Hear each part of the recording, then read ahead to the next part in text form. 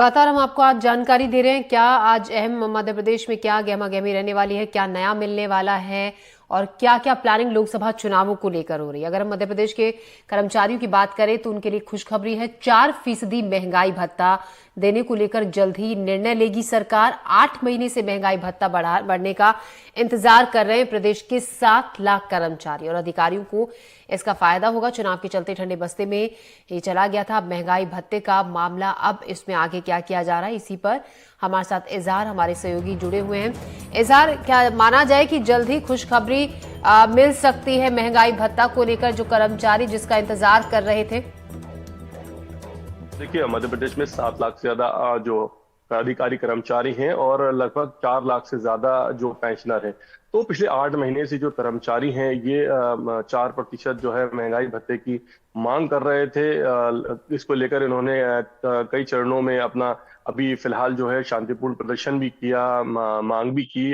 हालांकि विधानसभा चुनाव से पहले तत्कालीन सीएम शिवराज सिंह चौहान ने उनको राहत देने के लिए चुनाव आयोग को प्रपोजल भेजा था, लेकिन वो चुनाव के चलते स्वीकृत नहीं हुआ। लेकिन अब माना जा रहा है कि लोकसभा चुनाव से पहले सरकार जो है इन कर्मचारियों को खुश कर सकती है। इनकी जो मांग है 4% जो महंगाई भत्ते की मांग है उसको पूरा कर सकती है, क्योंकि लोकसभा चुनाव में बेहद कम समय है। और अगर अभी जल्द ही उनकी मांग पूरी नहीं की गई, उनको राहत नहीं दी गई, उनको भत्ता नहीं दिया गया, तो फिर लोकसभा चुनाव की भी आचार संहिता लग सकती है। वहीं जो कर्मचारी संगठन है वो भी लगातार इस बात की मांग कर रहे हैं कि उन्हें जल्द ही राहत दी जाए, और अगर ऐसा नहीं किया जाता तो कहीं ना कहीं वो सरकार विरोधी बातें भी कह रहे हैं। तो लोकसभा चुनाव है और सरकार नहीं चाहेगी कि लोकसभा चुनाव में उसे किसी तरह का कोई नुकसान हो, किसी तरह का किसी विरोध का सामना करना पड़े। तो ये माना जा रहा है कि जल्द ही इन कर्मचारियों को 4% महंगाई भत्ता दिया जा सकता है। जी। और अब हम बात कर लेते हैं, आज जिस तरीके से चर्चा हो रही है लोकसभा चुनावों को लेकर उम्मीदवारों के नाम पर, आज भोपाल से दिल्ली के लिए रवाना होने वाले हैं मुख्यमंत्री मोहन यादव, क्योंकि लोकसभा उम्मीदवारों के नामों पर आज चर्चा होगी। कल भी इस पर बातचीत हो रही थी।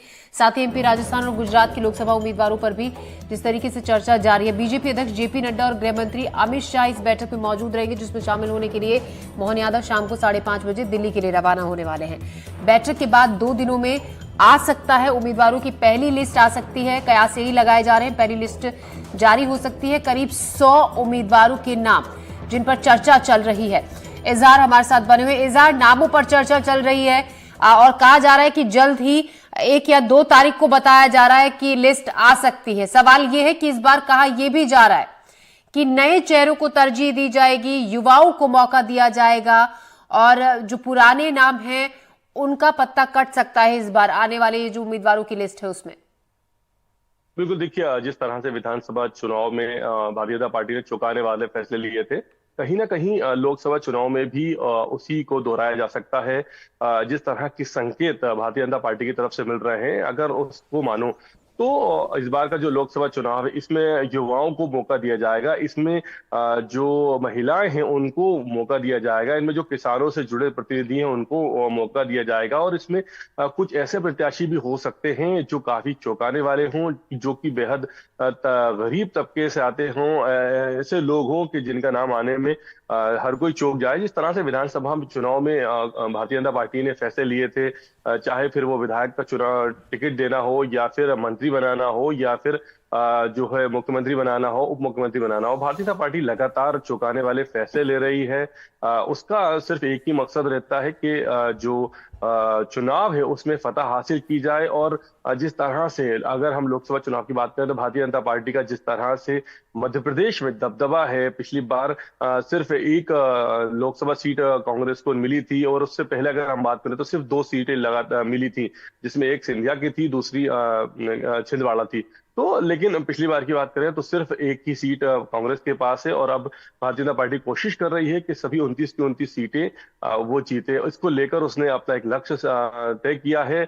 अगर हम बात करें हार जीत की, तो अब भारतीय जनता पार्टी हार जीत से ऊपर उठकर बूथ तक आ गई है, और हर बूथ पर वो वोट परसेंट बढ़ाने की बात कर रही है। तो जहां कांग्रेस कोशिश ये कर रही है कि अपनी जी। एक सीट से संख्या को बढ़ाया जाए, 2, 3, 4, 5 किया जाए, तो वहीं भारतीय जनता पार्टी 29 की 29 लोकसभा जी सीटें जीतने की बात कर रही है। जी इजहार, शुक्रिया। ताजा जानकारी लगातार आपसे लेते रहेंगे। फिलहाल शुक्रिया आपका। बढ़ते हैं